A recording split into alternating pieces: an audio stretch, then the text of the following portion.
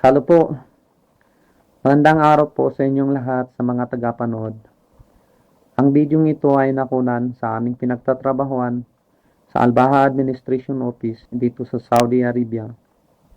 Mga front view and all surrounding view of the administration building office. And this was taken at the time of 10 o'clock in the morning during my duty.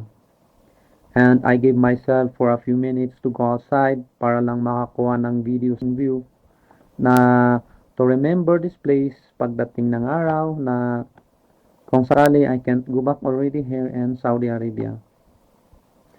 By the way, the administration office here in Alba is far away and anyone cannot walk going here.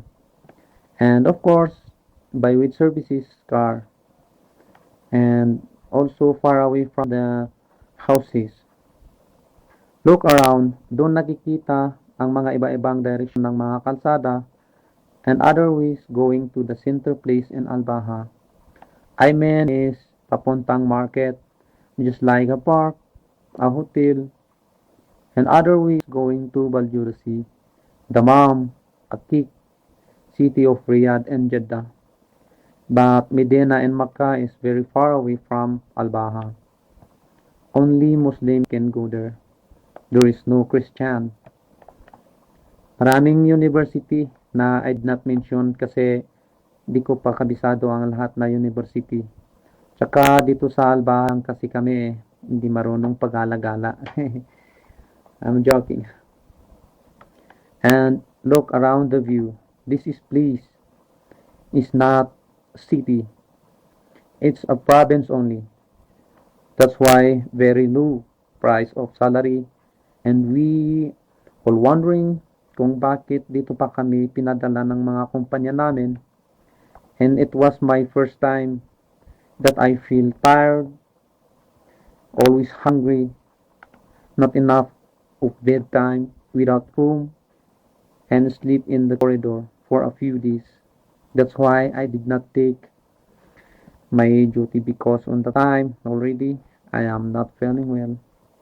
And take a rest and within 3 days, trangkaso ng bumagsak na naramdaman ko noon eh.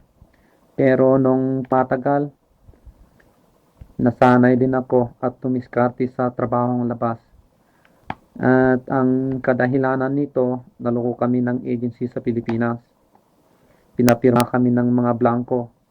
Binigyan kami ng mga magandang sahod. Pagdating dito sa Saudi, kinapingan ang salary namin. Kaya talagang naloko kami. No choice. We are already here. That's why Shugul Bara. Yan ang tawag nila sa Arabic is Shugul Bara. Ang ibig sabihin nun means to see part-times or any work outside. Ang dami naming na-encountered dito sa Saudi na paghihirap. But actually, right now we are all fine after 2 months suffering before. And now, good move on in work outside na kami. And step by step, there is no permanent part-time work. We tired construction,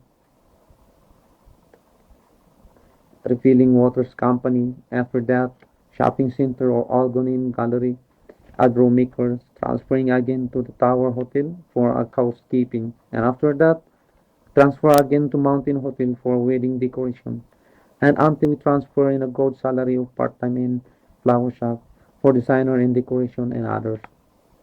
At least, hindi hard work na nahihirapan ang sarili, kundi ang kaisipan lang ang gumagana na even though we are not contented in our salary in company, at least, nakagawa ako ng paraan para masuportahan ang sarili. Hay, nako, ang hirap buhay abroad talaga. Pag di ka marunong dumiskarte, kawang kawawa, palo ka pa. Buti na lang, diskarte. And thank you for watching this video and that's my life. By the way, my name is Roel Bawas Ligaspi from Baguio City, Kilometer 38, Municipality of Atok, Province of Benguet.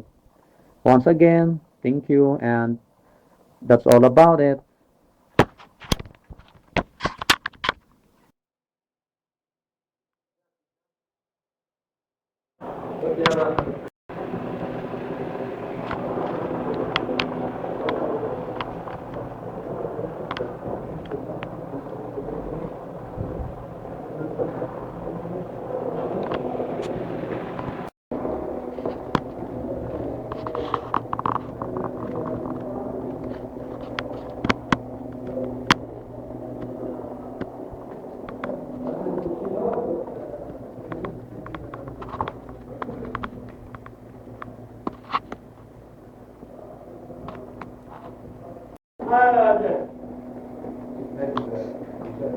Give me a shake.